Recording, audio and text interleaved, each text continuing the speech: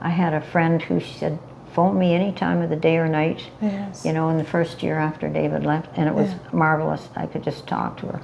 Okay. And I'll just mention this, it was so important.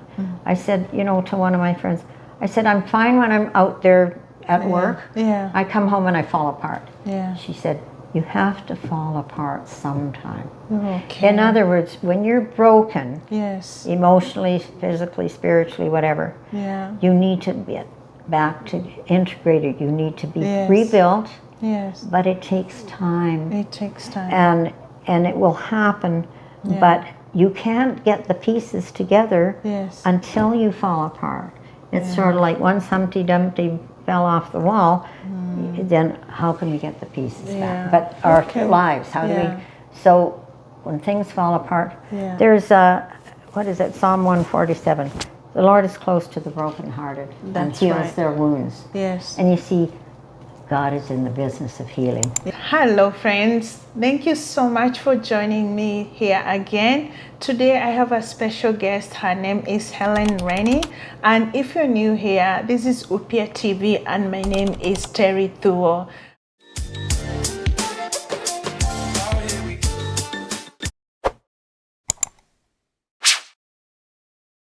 Helen is a woman I've met through a journey of faith. She's an educator, she's a mother, she's a leader at CWL, and that means Calgary Catholic Women League. And through those journeys, I happened to meet Helen. We have a lot in common, but I've learned so much from her, and I hope today, as we get to know her, you'll also get to learn something from her. Welcome. And let's hear from Helen. Helen, thank you so much for joining us. And thank you for coming to Upia TV for this special interview. And can you please tell our viewers a little bit about yourself? Like where you're from and where you were born and things like that. Yeah. Thank you for inviting me. You're most welcome. Terry. Yeah.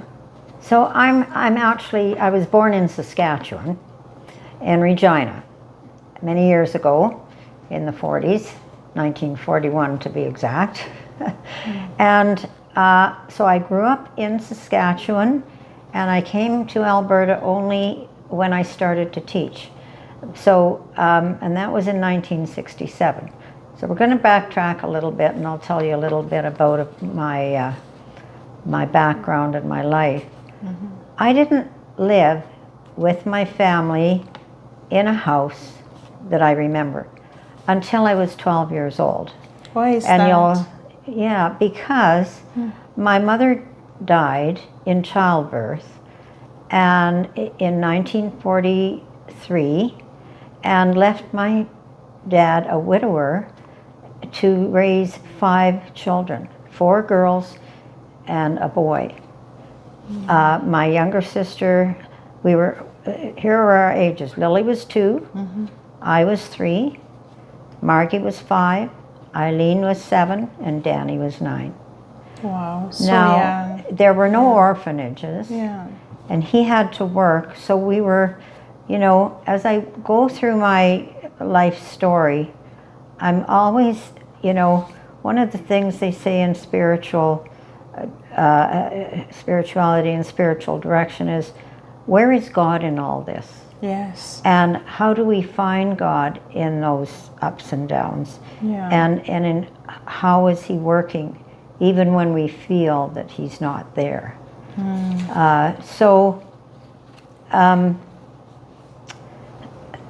What was your thought then? So, well, back then, so we went, there were no orphanages, so but there was a convent run by the Sisters of Our Lady of the Missions in Regina, right next to the cathedral. It took a half a block. It was quite a big building. Okay. And they took in boarders. Okay. Now, they made almost an exception at the time that they would take in some, quote, junior boarders. Okay. So, and this would have been unprecedented. It wouldn't happen again because it wasn't the rule. But they took, I mean, they're taking in 2 babies. 2 and 3 years old. Yeah. And my other 2 older sisters were going to elementary school.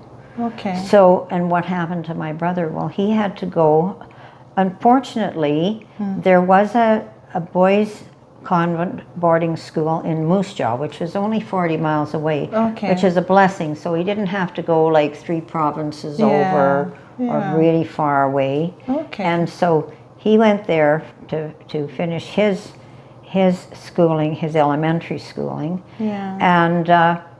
And luckily, my dad got a job at the RCMP Depot Division. He was in charge of the post hospital. Okay. He only had grade 8 education because he came from a farm family. He would have loved to be a doctor. Anyway, he ended up sort of running that post hospital as an orderly. And that was a blessing of God's provision because he ate there, he slept there, you know, he slept in the hospital. And so everything he made, all his income, he had to pay for room and board for his 4 girls and his son.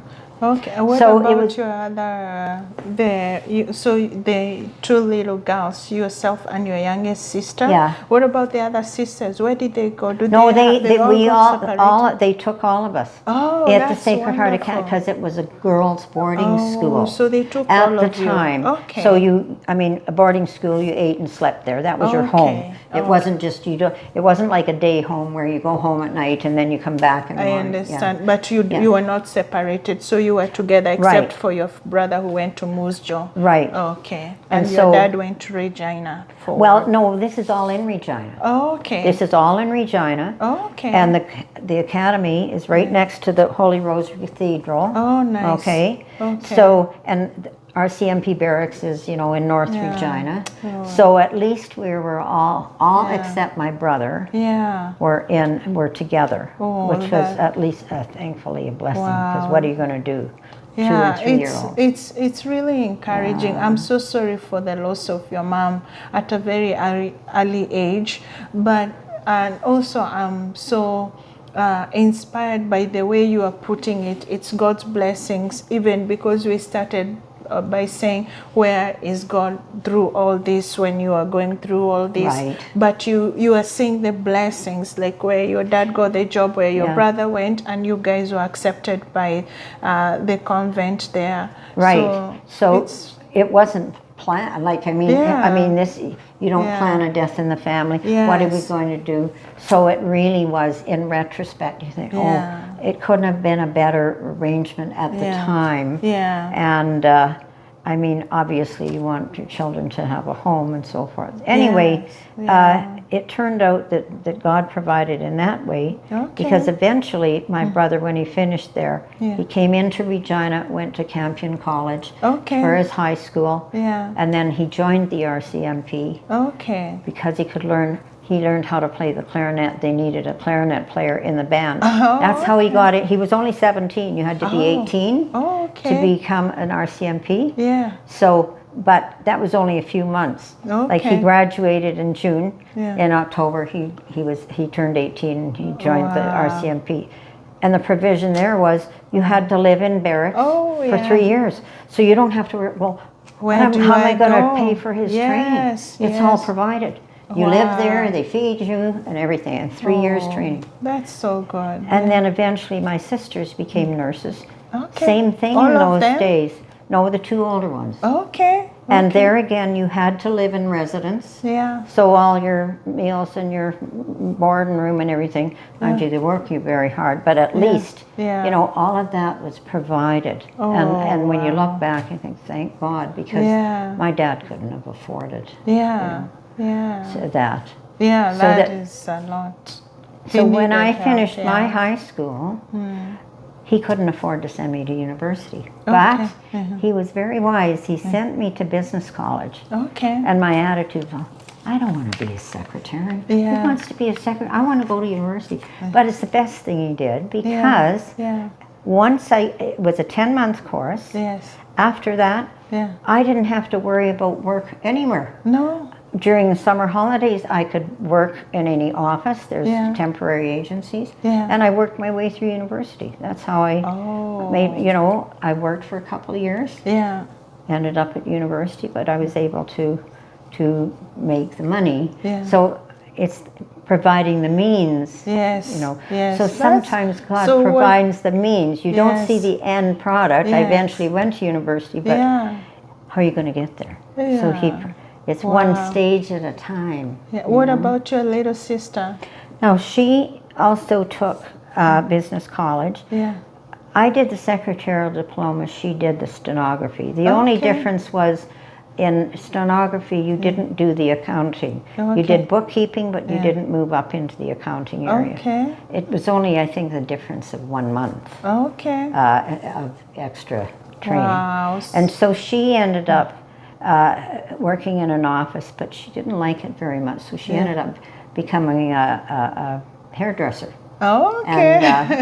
And that's very useful, you know, Yes, no matter yes. where you go. Yeah, So- because accounting, I can see if you're a social person, you Yeah. don't want to be just working with books and Right. so on. Yeah. Well, and in retrospect too, eventually when she had her kids, Yeah. when she went back to work, Yeah. like through EI, Yeah. they have these special programs. Well, she would take one in word processing when that was Okay. new, or she'd take an accounting course. But how do you do that on Yeah. a computer? Because when we Yes. went, it was all in books, paper. Oh, you have to know? go in You have- class. No, but you had to, like, in the old days, it's all paperwork. Oh, yeah. Now it's all on computer. Oh, it's all digital. Right.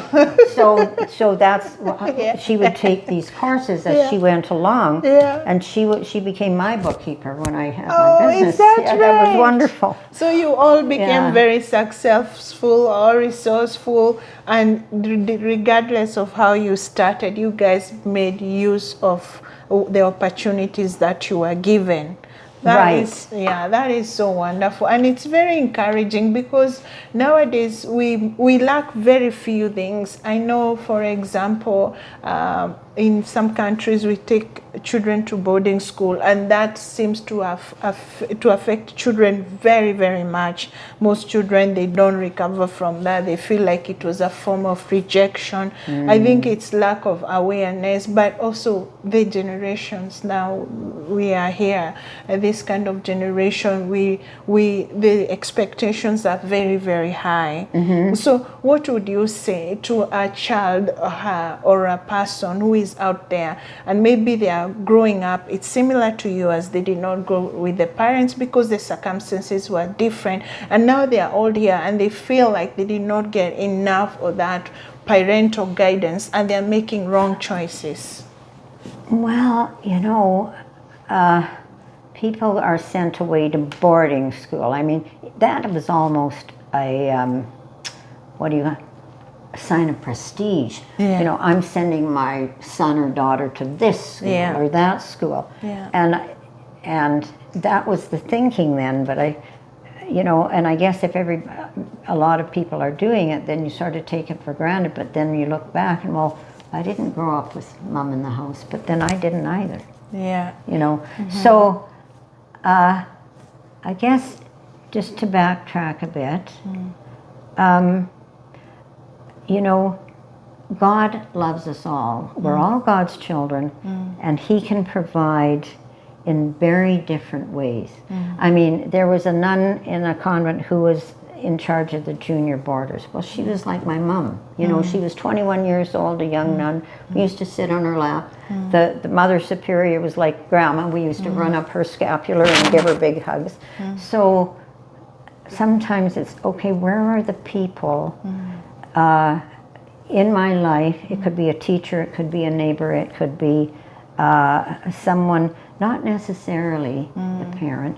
So yes, they're not in the parental home, but nowadays when you hear all these stories about abuse in the home, maybe it's just as well, you know, if the parents are abusive, then they're better off when they're in a safer place. So I'm not generalizing there, but I guess I'm bringing it back to God is always present. So it's good to trust in God, in short, regardless of your upbringing. Just make good use of the opportunities that you are given. Right. because it's your life at the end of the day, and for you to set precedents for your children and the generations to come, so you don't give up just because it didn't start well.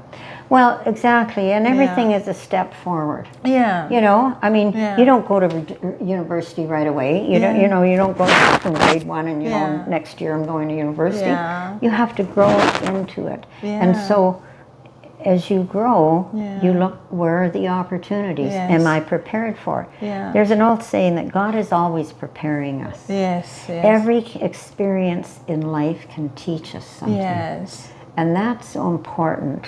And so what is God teaching me in this period of my life, whether it's good or bad? Because some people have gone through some horrendous experiences and yet come out of it eventually, because life is both good and bad. And you That's need true. to, what is the opportunity here? Where is God's presence? Even in those who suffer, because God suffered. Jesus suffered. Charles true. Swindoll used to say, suffering is not an option. If you're a Christian, you're going to suffer. But whether you're Christian or not, life is both Yeah. suffering and joy. That's true. Yeah. And it teaches us something. Yeah. If you have no That's true. difficulties, you're never going to grow either. That's true. You know, So how was your work experience like after? well, Yeah. after, okay, I went to high school, Yeah. and then from there to sort of quickly, business college, Yeah. teachers college, Yeah. then university. Yes. And when I came out of university, I was almost finished my master's, Yeah. Master of Arts in History. Yes. Was my specialty. Okay. And I finished the thesis actually the summer after I finished my first year of teaching, because Okay. ran out of money, because you're in the university for 7 years, so Yes. just to be happy to get a job. Yeah. So I taught full-time for the public system, Okay. and I got the job because I could teach typing.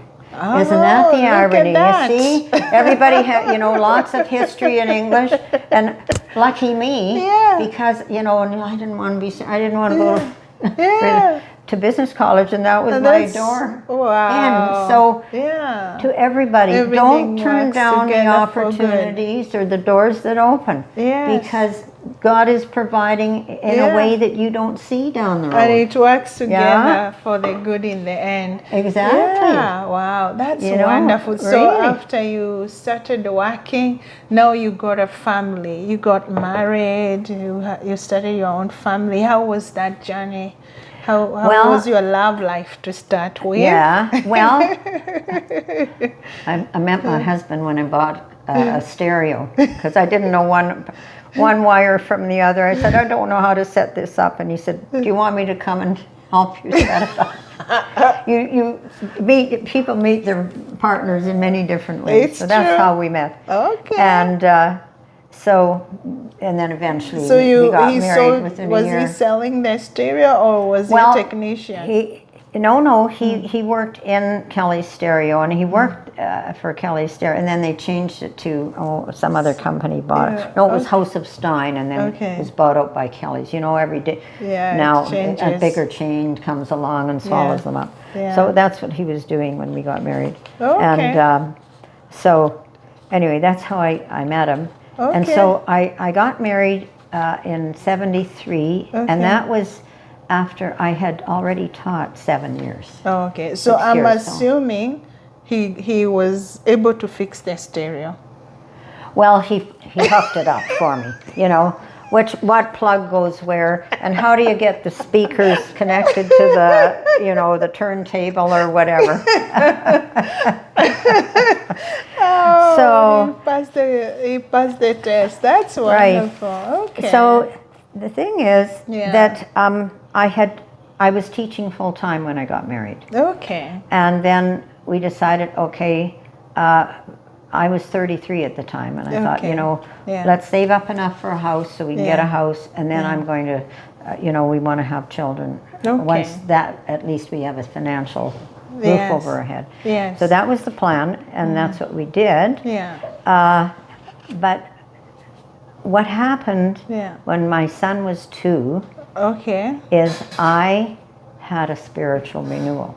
Okay. And this was interesting because when I came to Calgary, I worked for the public board. I got, had very good friends in the public system, but I stopped going to church. Oh, okay. And so for 9 years, I didn't go to church anymore. And I had listen, I went to more masses as a kid in the convent than most people will be in a lifetime. Yeah. But I stopped going, so, and then of course, when we got married, and then once I had the baby, well, I need to baptize him. Yes. Well, I can't baptize him if I don't know where am I going to baptize him, and I have to go. But plus, it wasn't even that. Yeah. It was, I thought, well, let's switch. Yeah.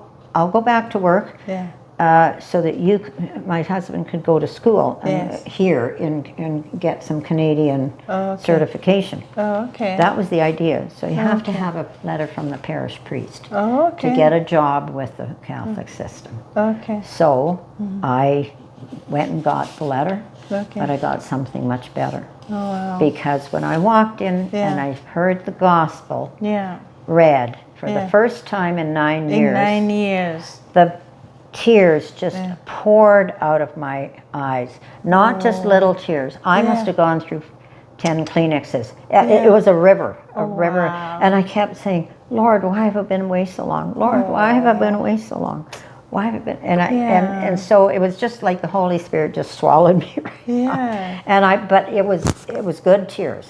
Good it tears. was Tears of coming home. Coming home. Yeah. And why have I been away so long? This is my home. And I never stopped after that. But that was so powerful that I went home, and in 4 months, I read through the entire book of Psalms and all of the Gospel, all the New Testament. Okay. Now, somebody said you have to get up in the morning and half an hour you have to read your Bible for the next 4 months. And well, I don't know, maybe I'll try. Yes. And then there are times in your life, it's, I'm going to read the Bible this year. So you get after chapter 3 and you think, oh, well, it's getting kind of boring. I've been there. But so what's happening here is it's a movement of God's Spirit so powerful in your life that I couldn't wait to get up in the morning. I couldn't wait to just, I was so hungry and thirsty for God's Word. I just gobbled it up. I just absorbed it and digested it and listened to it and repeated it. And so it was a beginning of this whole, I fell in love with Scripture. I fell in love with the Psalms. Yes. I fell in love with the, what's the reading for today? What is it teaching me? Yeah. But it's like anything in life. Yes. There's a honeymoon period. Yeah. Or, and then are you going to build on this?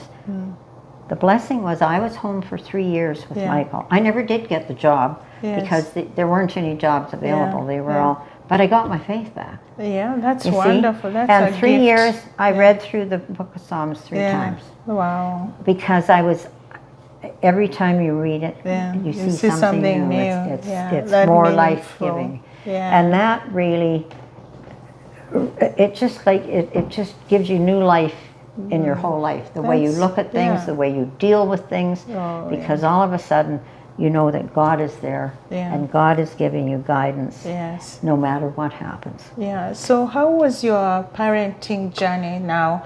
Because now you have a little baby, you have found your faith. How was that now, motherhood? Because now you grew up without a mother, and now you have a baby. You are considering about his future. That's why the baptism is coming in. So how was that journey for you? I do have to backtrack to when I was nursing him, because that was a profound spiritual experience for me. What was important to me when I was nursing Michael, and I only saw this insight by the time he was about 5. It was like I was my mother and he was me. Yeah. And when I nursed him, I felt so peaceful. I thought, this must be what heaven is like. And so it was like, it healed me.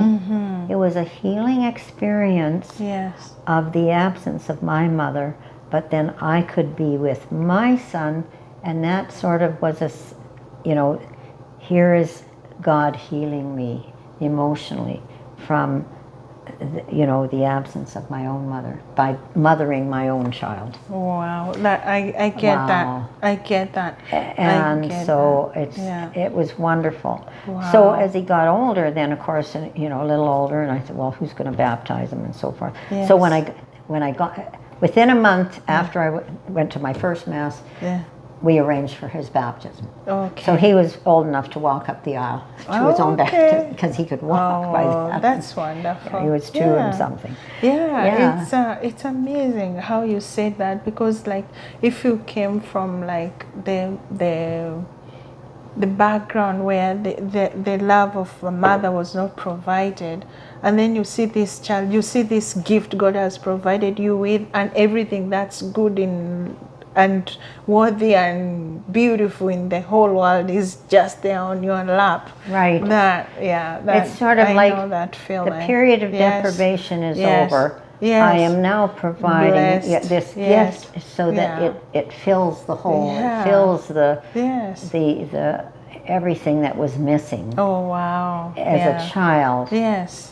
Now I can give to my son, but by doing that, I'm being healed. That's beautiful. And so the details may vary in somebody else's life, but it's sort of, I know you're in a hole, I know it's painful, I know there's deprivation, but there's a saying in Isaiah, I will rebuild, or I will make up for the years that the locusts have eaten. Oh, okay.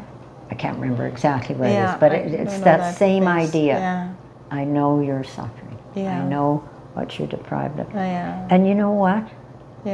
When you have that, you appreciate so much more. It's true. What you have. Because people sometimes, well, you know, I gotta have this and that. Yes. And how many people have so much and they still feel dissatisfied or unfulfilled? It's true. So your parenting journey was rewarding. It was a good journey. It was good in the beginning, and then of course my marriage broke up because he left after 8 years. But then I didn't divorce his family. They didn't divorce me. I only divorced David, there was the blessing. I had gained a family. My mother-in-law, I knew much long. Well, I never knew my mom really, because I was too young to remember. And she was just wonderful. Oh wow! And their whole family, like the Rennies, were my family. And my father-in-law said to me, "No matter what happens, Helen, your family." Wow! So there's God speaking. You know. I'm not going to, you're not going to be alone with this child, trying to, So I had the support of my family and his family. Oh, that in-laws and my own blood relations. Wow, that is really, really, really special. And that can speak to many people, because we know in most families when people get divorced or the marriage doesn't work, they kind of want to, not alone the family, like your in-laws loved you and accepted you and kept you in the family with your child. Most I've seen where marriages get dissolved, like it doesn't work out. No, the people, even relationships, they don't want, if the husband was a friend, doesn't want you to be friends with a wife anymore, and things like that. So some people are very jaded and they take it the very wrong way, because relationships, they are good for healing. And relationships, just because you didn't get along with somebody doesn't mean everything has to be wrong. Right. So I'm so glad for that, because I know personally I've seen those relationships that go bad, and then relationships are wrecked, family, friends, and everything. And there are those people like yourself, they get divorced and they are very civil with each other, they raise their kids, the relationship still remains. Yes, people move on and have other relationships, but they don't kill the old relationships so that they can move on. That's a good lesson. You guys did it right. Well, I was fortunate. It's unfortunate, but under the circumstances, the in-laws did good. And just to jump ahead, my son was married for 12 years, and they separated. But now they both have found new partners. They live 5 minutes from each other. The kids can go back and forth. There's not a lot of animosity. I mean, I don't see a lot of the detail behind, but when my oldest granddaughter graduated, we all gathered together and celebrated together at my daughter-in-law's new house, and it was like we're all family. It doesn't matter. You know what? Because I saw that with my mother-in-law. She accepted whoever, you know, whoever came into the family. Family is family, and for the sake of the children, and even not just for the sake of, well, yes, for the children, but for everybody. Family, we need to love one another because love begins at home. That love begins at home, and we're all God's children, no matter what age and what stage of life. And so they were a good love example. Begins at home. But you're right. A lot of people, and you know, it can be very contentious, and we don't talk to them. They don't talk to us. We don't want to see them. It's sad. It is sad. It is sad when that happens. When there's a lot of that feeling, like bad feeling, and then in the end, these people, they are wrecking all these relationships. But if there are kids involved, especially, they still have to raise the kid together, so they have to communicate, but then they have wrecked all these other relationships, and everyone is so awkward about it. So it's much easier. Like uncles and aunts, they love the kids, and the kids feel much more secure. It isn't, well, does that mean I can't see my other friend because now I'm, you know, we're not talking to. So it's really, really. So how was that? Because we understand, you know, our Catholic faith, divorce is not allowed. It's not an option. But how did that play in the church setting? Well, you know, just to inform people, if they're not already, there are, like at the SCJ Christian Life Center. I went there in 1981 after my separation, because I was in bits emotionally. And they have a program, and have for years. They called it New Beginnings. Now it's called Transitions. And that's for people who are either separated or divorced. And they gather together, and it's kind of like you need the emotional support, you need the spiritual support, you work through, you know, what went wrong, like, you know, what, and it's not psychotherapy, but it's examining the realities, and it's sort of like, okay, things didn't work out, but God still loves you, and there's still life ahead of you, and where do you go from here, knowing that God is with you? And it's painful, like, because when we're in pain, God is there. We always think, oh, well, God is there when everything's fine. And then when it isn't, then God had sort of skipped the country, and then we have to wait for another. But He's there too, and we can learn from each other, support one another. I had a friend who said, phone me any time of the day or night, you know, in the first year after David left, and it was marvelous. I could just talk to her. And I'll just mention this, it was so important. I said, you know, to one of my friends, I said, I'm fine when I'm out there at work. I come home and I fall apart. She said, you have to fall apart sometime. In other words, when you're broken, emotionally, physically, spiritually, whatever, you need to get back to integrated. You need to be rebuilt. But it takes time. And it will happen, but you can't get the pieces together until you fall apart. It's sort of like once Humpty Dumpty fell off the wall, then how can we get the pieces back? But our lives, how do we? So when things fall apart, there's what is it, Psalm 147, the Lord is close to the brokenhearted and heals their wounds. And you see, God is in the business of healing.